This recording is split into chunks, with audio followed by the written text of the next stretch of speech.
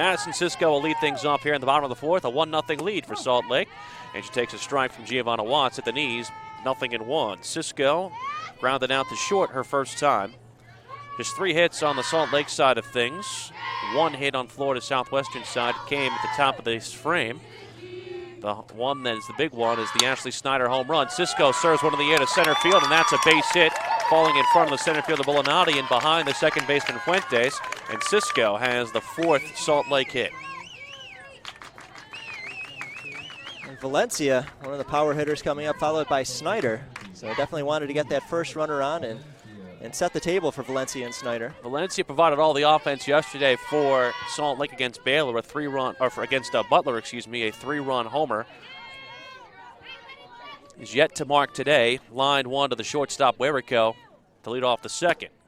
1 on, nobody out. Pitch low from Watts, and the count 1 ball and no strikes. Valencia on the season, a .508 hitter, 15 homers, 68 driven in.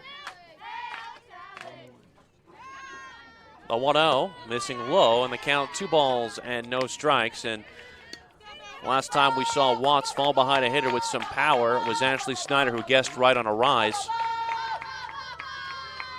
The game's only run.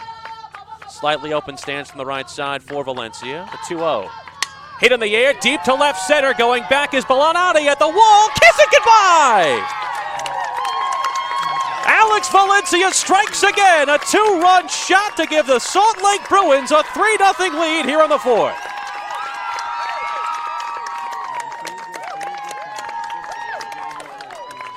Home run number 16 on the year for Valencia. RBIs number 69 and 70 to put the Bruins extending their lead. Well, it triples their lead, 3-0, and starting to feel even more confident than they were coming in as they're starting to get to Watts, now the second time through the order. Nicely struck by Valencia. Cisco comes around to score as well. Still nobody out in the inning, and the batter is the other home run strike in this contest, Ashley Snyder. Well, things not going to get any easier for Watts as Snyder already took her deep. There was a pitch with 2 strikes. Rise ball that didn't quite make it to the letter, stayed at the belt, and was hammered over the left center field fence. First pitch a strike to Snyder, and it's easy to be awestruck when this lineup was placed in the shadow of Butler's yesterday. And I think for many of these spectators here did not give Salt Lake the proper credit because of the matchup that they had. Count quickly 0-2 on Snyder. They have a pretty formidable lineup in their own right. I think judged unfairly against Butler, it pales, but they have a pretty good setup in their own right. That one's grounded to the right side. The second baseman Fuentes makes the play on the third hop and throws over to first to retire Snyder for the first out. And important for Watts to get that first out, just try to settle down and keep the score where it is, 3-0. Even though Ladner has been basically lights out for Salt Lake in the pitching circle, still have 3 more cracks at it offensively. Want to keep this game at 3-0. Sarah Bent comes in, left-hand batter, swings the first pitch and fouls it off the hands. Bent today a fly ball out to left field in her first at bat, back in the second. 3-0, Salt Lake Bruins leading Florida Southwestern Buccaneers. 0-1. Missed up high, the letters, and the count 1 ball and 1 strike on Bent. Bent with the familial relation on the staff with Tara Bent, her sister, the academic advisor and assistant softball coach here. He's coaching first base. Missing high again is Watts. 2 balls and 1 strike.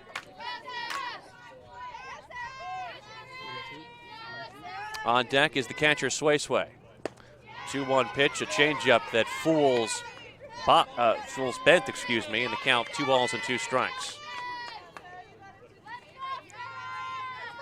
Sun baking the Red Hills in the southern Utah footprint. Pine Valley Mountains to our north, Beaver Dam Mountains to our west. 2-2 grounded foul past the first base coach's box. Count still 2-2 on the left-handed swinging Bent. A single by Cisco, a homer by Valencia. That's what's put the 2 runs on the board in this 4th inning for Salt Lake to get them a 3-0 lead. Winner advances to the championship round against Butler, needing to win twice. 2-2. Missed outside, and the count 3 balls and 2 strikes as Bent has worked the count full. Outfield plays are a step to the other way, guarding the lines. 3-2, line to the middle, a base hit for Sarah Bent. 3rd hit of the inning for the Salt Lake Bruins, and they keep the line moving.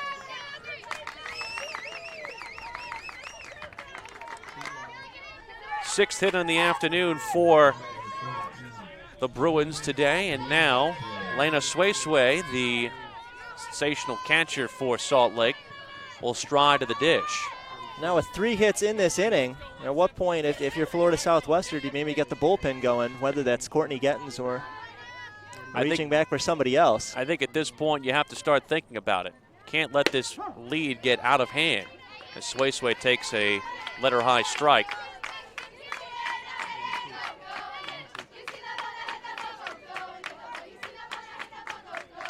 A little bit of desperation mode has to set in for the side on the long side. Sway grounds one foul down the first base line up against the side wall.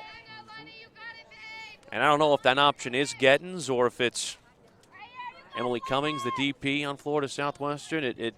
To me, you have to kind of throw all the bullets in your gun. If you knew you had Gettins available to pitch at any point in this game, you certainly wouldn't want to leave her there. The 0-2 to Sway is fouled off. Of course, none of that matters if Florida Southwestern can't get the bats going, scoreless through their forced 4 trips to the plate. I think at this point, if you can get Watts through the 4th, maybe bring in Gettins for the next 2 just to maybe give the offense a chance to stabilize itself. You take your chances with her in the 7th. Sway hits it in the air to center field. Bulinati started back, comes in, and it falls in front of her for a Texas Leaguer single. And Bulinati didn't catch that right off the bat. She did start back and then had to come all the way charging in, and it fell in the Bermuda Triangle out there in short center field. Crossing to second is Bent, 2 on with only 1 out. And Ashley Anderson, the batter, and now, as we mentioned, the precarious nature of the situation for Florida Southwestern, there will be a conference in the pitching circle. And I think that's exactly the discussion that they want to have right now. I think the message being relayed is that this could be the final inning for Giovanna Watts. They want to at least get her through 4. Well, we can't see the bullpen from here, so as far as we know, nobody is warming up quite yet for Florida Southwestern, but you've got to think that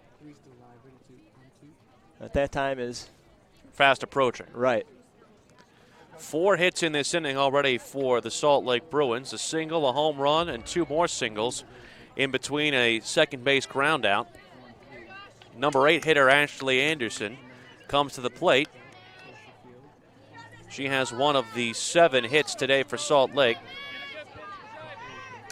5 singles on the day, 2 home runs. Giovanna Watts with a deep breath, now back in the pitching circle, and the first pitch. Swinging and missing is Anderson. Runners at first and second. 2 already in this 4th. On a sun-baked day in St. George. That one misses low. 1 ball and 1 strike. There's a pinch hitter on deck in case the inning continues. Looks like that's Kira Nelson is going to possibly pinch hit for the number 9 hitter Perkins if Anderson advances. Pitch is low. Count 2 balls and a strike. We saw that move made yesterday on the base paths with Nelson. Again, with the re-entry policy in softball, we're able to sub in and out once. 2-1. Hit the other way foul.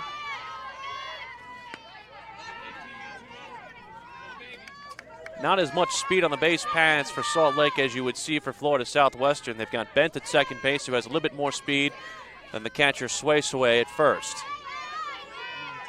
Playing Anderson to step to the pull side. Swinging and missing at the rise pitch. Strikeout for Watts is the second on her ledger. And a big second out attained in front of the number 9 batter. So will be Nelson pinch hitting. She comes in 304 on the season. She's driven in 12 runs. She'll have 2 runners on, first and second. And as much of this is about the batter that she's replacing, a lot of it is in order to keep what is a player who comes in cold off the bench fresh. Nelson is yet to homer this year, making her 42nd appearance. 17 for her first 56 this year. First and second, 2 out, 3-0 Salt Lake. 2 out in the 4th. Hit the other way in the left field. Coming on is Russell to make the catch in full stride, about chest high, with a little flabbergasted stride on the way after. But the damage done for Salt Lake. They get 2 runs on 4 hits. They leave 2 at the end of 4 complete in St. George, Utah. The Salt Lake Bruins lead the Florida Southwestern Buccaneers 3-0.